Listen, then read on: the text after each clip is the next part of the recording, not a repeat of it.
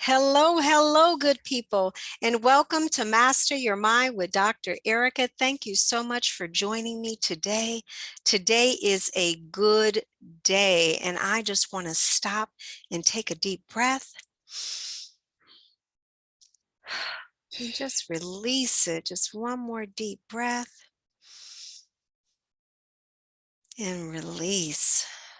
Just acknowledging that we are present, that we are alive, and that we are human, all in different places, perhaps different time zones, different situations, but we're all here on our life's journey because we want to grow, we want to expand, and we really want to begin to create our best versions of ourselves and really do the best we can with our journey in life. And so I'm always a firm advocate of, you know, growing and changing, because as I see life, I see that we're all worthy and deserving of happiness, of joy, of connection and fulfillment, but we get stuck.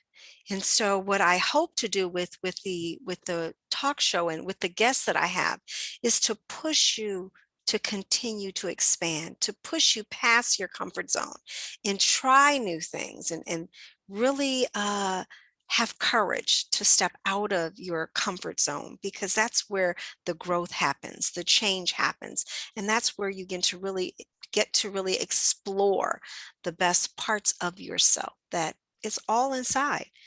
You just haven't been aware of it.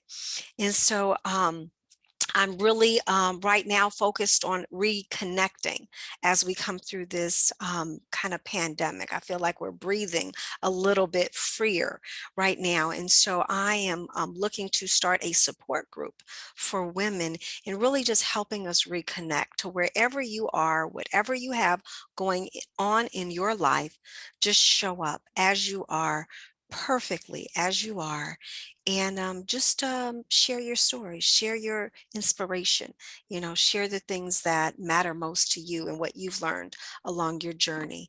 And so look to my website at healthyminds.expert for when we will get started with that.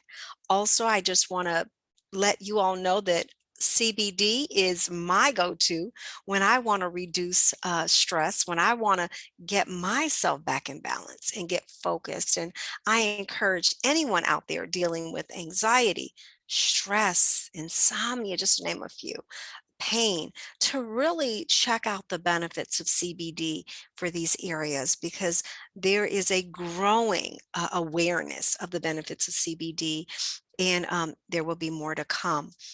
And so again, go to my website, healthyminds.expert. If you are interested in coaching with me, or if you're interested in starting your therapy process for change, reach out to me. I am excited. I have my special guest back for part two. I don't know if you remember, but a couple of weeks ago, I had Dr. Elsbeth Moit and Freddy Zental Weaver here, and they're back. Their book is an audio. It's called Sexual Enlightenment: How to Create Lasting Fulfillment in Life, Love, and Intimacy. And they are co-founders of the Tantra Nova Institute here in Chicago. They have assisted more than 10,000 couples and singles in rekindling and expanding their love and relationships over the past decade. And I just want to say right now, we really, again, it is such a pivotal time for me, I think, in reconnecting. And they have such a fascinating story in way that they're going to help us to kind of get reconnected. So Moit and Weaver are long time couples in life and work. They come from dramatically different backgrounds. She's a German immigrant to the US who was a top management consultant for many years, and in her adult years, consciously moving away from a sexually repressive childhood. He, on the other hand, an African-American man, son of a highly regarded psychiatrist and pioneer of creative self-discovery, who grew up in San Francisco, the nexus of sexual revolution. And so when they met after connecting on a tantric dating site, it indeed seemed destined. The East Indian teachings of Tantra, most often associated with sexual pleasure, are more completely about mastering one's energy for full embodiment of life. And so the couple realized that they could help others to find a tantric path to joy through the workshops, coaching, speaking engagements, and other programs. And they're offering a free gift that you will be able to download. I will provide it at the link when this airs. And so go there to connect because there's so much more that they have to offer. So welcome back. Thank you so much for being here, Dr. Elsbeth and Freddie. And so I just really want to talk about this, getting a little deeper on this sexual energy and this heart connection. Thank you, Dr. Erika. What a great introduction. Wow. I don't know that we need to say anything else now. Uh, I'm excited about what's to come. Great to be back. Yeah, thank you so much. It's great to be back. Thank you so much for being here. So just tell us a little bit about what is this sexual energy that you speak about in this kind of heart connection? Well, you know, what we have been doing for the last 21 years with couples and singles and individuals is teaching practices that allow individuals, couples individually specifically, because whether you're couplehood or not, you're still doing your own work, to tap deeply and get beyond the story that we live in, which comes from our experiences that we've had with each other and way before that, to live into what's possible, because people come to us with an idea of what they want in their life. Coming from that, there's nobody creating their life but them. The practices of energetically being able to be the observer of what we're creating gives us the space to create something totally new and different that we've never done before, which is our lineage, really the creative process of creating something new. Mm-hmm. And in our work, we guide both couples and singles into tapping in a more conscious way into their beautiful life force energy that is sexual, which means it's creative because this is the energy that brings forth life. And none of us really had any education in becoming aware and conscious of that wonderful energy. And in the practices, what we connect is our sex energy with our heart energy. You know, we can have sex without being truly intimate. I mean, that two bodies are together and we go through the motions. It may feel great, but there is no higher connection there. And we actually get that quite a bit, or that one of the partners, you know, wants to have sex, the other is not so eager, and the second one wish that there was perhaps more, you know, easing into it and connecting with the breath and all of that. So the differences of desires, but how can we bridge that we become truly connected and each of us can feel connected within and with each other. So that is then what we want to cultivate, is the connecting our sexual life force energy with our heart energy, so that we breathe up, filling the belly with our wonderful creative energy that doesn't have to feel aroused at all times. You know, it's actually most of the time it's subtle, and that is how we start practicing it, breathing it up into the heart. When I breathe into the heart, it not only opens, it expands, and that opens me then to my beloved. Yeah, I want to add to this. So to even further kind of unpack this in a very simple way, that, you know, there are processes that people go through in the workshop that give them actionable insights into something that they want to create. You know, oh, wow, I see why I fight with my wife because I fought with my mother, or whatever it might be. Okay, once you get that actionable insight, you know, that's left brain analytical, I get it. Energetically, though, how that shows up for us is where these practices become the energetic approach to transforming something that we're wanting to create that we haven't done before. So working consciously with sexual energy. Okay, so when we're in that energy, we're more open, loving, vulnerable, receptive. Anyway, chemically, we're changed. We're in an altered state, more endorphin, serotonin, oxytocin, the feel-good hormones. So we teach specific distinctions around being in that energy okay, in terms of breath awareness, energetic awareness, and intention. Again, I want to create whatever it is I want to create.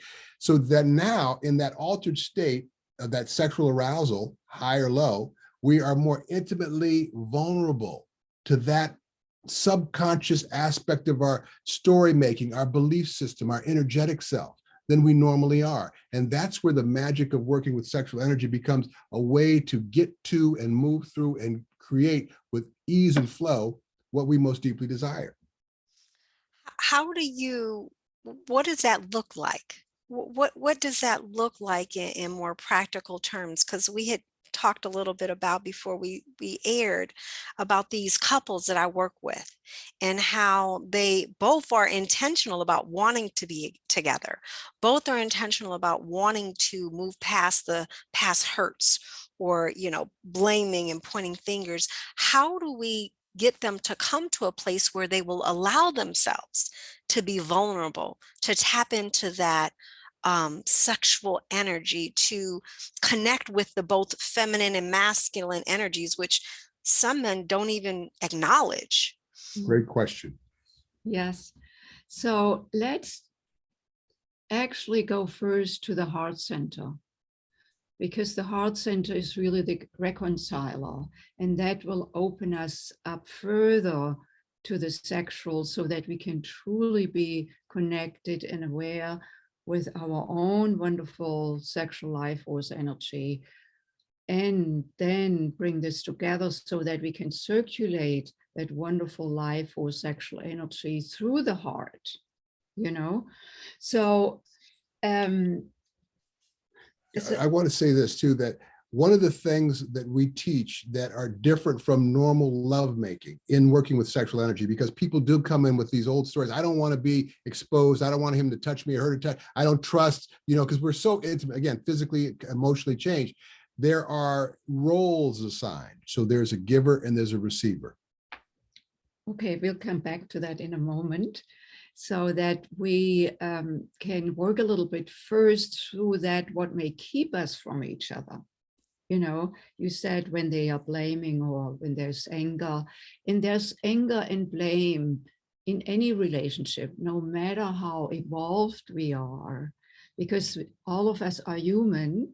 And at times we are angry, or we don't get what we want, or there was some injustice, or a promise was not fulfilled. And so how do we come together when there was an irritation, when there was a breakdown? So we really focus then on the heart, because when I'm angry, the last thing is for me to connect with Freddy. I'm just more distant. I don't want to have anything to do with him at that moment. My little kid comes up, no. So how can I move out of that quickly? Now, one thing in relationship is important, which is that we have an agreement as a couple that we both are willing to move beyond our self-righteousness, our anger. Not that there may not be something to be listened to, but not from an angry place, because there is nothing to be resolved. So how do we get out of that anger state, that blame state, that disconnect? So the agreement is then that we both commit ourselves to shifting out of it. And each of us can only shift out of their own anger. I cannot make Freddy shift out of his anger, so I want to work with myself, shift. And one way to do that is to really bring my awareness to my heart center. Like, that's a conscious choice. It may not be easy in the moment, but because that is what I'm committed to, I'm more committed to the harmony in the relationship than staying in anger and disconnect. So the first step is actually I connect with my heart. And if I need a moment, I'm not going to open my mouth. I drop into the heart, I breathe, and I feel my heart. Perhaps there's also something that my heart wants to let me know that I couldn't listen to. because I was so, anxious and angry. So I connect with my heart. And then when I'm more connected in my heart, that is when I open my mouth. And let me add that this part of the practice is where some focus and intentionality is required initially. Once we tap into the heart, it's remembered. Oh, I know this place because it's very familiar to us. Yet, but where we live is in our story making, in our belief system, in our old experience, in our old, And so when we tap into the heart, we can become, again, this observer of that old stuff to then move with freedom and grace and flow towards what I'm intending to want and what I want to create beyond what we are in this clay and memory and neurosynaptic, response. I like that. So in the moment of the argument, or in the moment of trying to work through the emotion that has become the barrier, then you would suggest just close your eyes or just stay quiet, don't say anything, and tap into your heart and just breathe into your heart. And am I remembering love?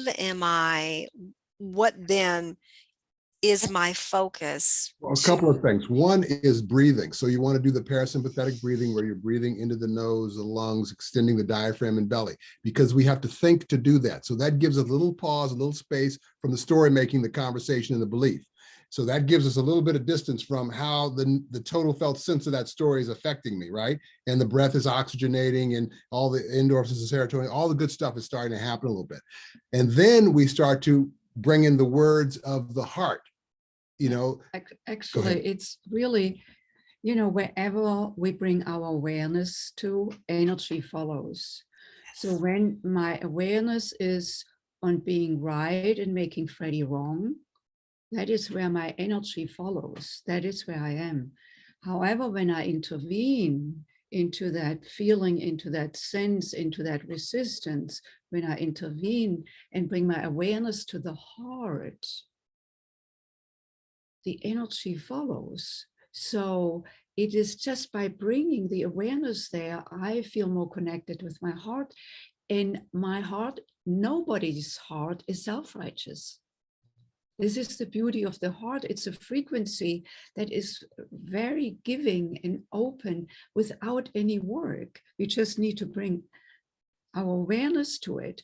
So that, opens up a different space for myself where I then can turn to Freddy. And then this practice that we teach couples, that we also do almost daily, we call it a tantric quickie, and it's not having sex. It is actually a heart connection. And where I, instead of continue arguing or stamping my foot on the floor, I open my heart first to myself, and out of that, I can open my heart to him. Let me add something that, as Elspeth was talking, coming to that place from that stilted belief that you're wrong because of what happened and what you did, and I'm right because of what I feel, and it's real. That observer place is the part that has to be cultivated, because we are more than all these stories and all these experiences, and not to diminish the impact that they've had. It's how are they living for us now? And so in the physicality of the practices, the yoga, energetic yoga of this work, that's where we develop this observer or this witness place. And that's where she's coming from, to go into the heart, to then move into the new you, So the new you. so it could be like, I love it. there is some, has been something in the air for us, and I may be working at my computer.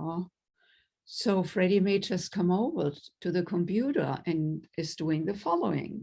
Yeah, I just would do like a mudra with one hand in her heart, in the middle of her chest at the heart, and then in the back and between the shoulder blades in the middle of the back. And I would just be still, and I would breathe in together. We'd breathe in together. Follows my breath. And then breathe out together. And we both commit to getting out of whatever is going on in our head. What is he doing? Or I'm busy, blah, blah, blah, whatever it is, to just be in that experience. Yeah, let's just stay there for a moment, because you really can feel it. Breathing in together. I don't even have to look at him. I may just close my eyes.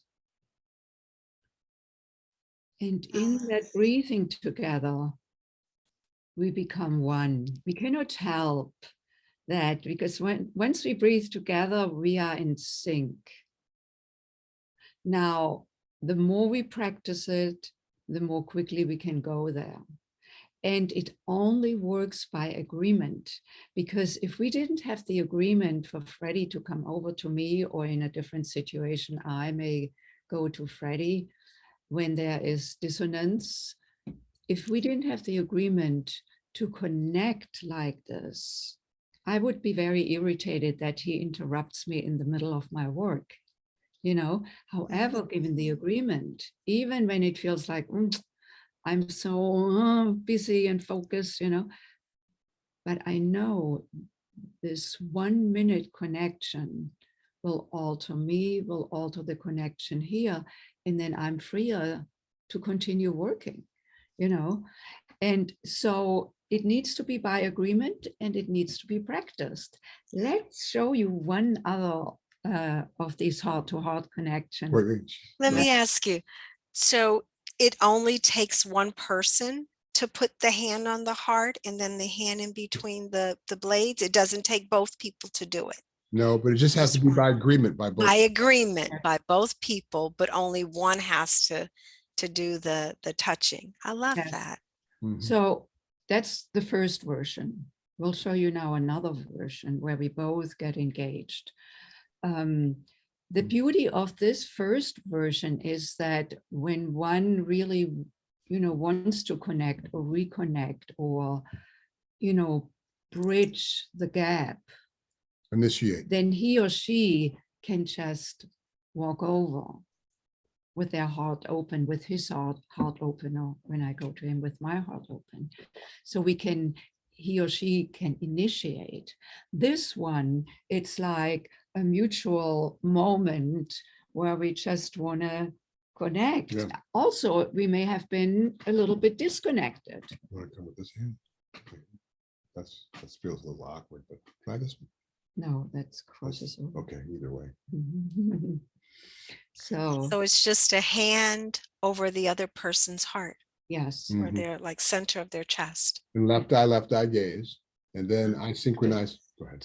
The left eye is connected with the right brain hemisphere, which is the feeling, the experiential, the artistic, the creative dimension of the brain. So when I look into Freddy's left eye and he into mine, of course we look with both eyes, but into the partner's left, that right brain hemisphere gets automatically activated. Like we move immediately more into the feeling connecting state instead of analyzing, why is he looking at me like this? I don't want to look, I can't look into his eyes. Something will be found out. I don't know.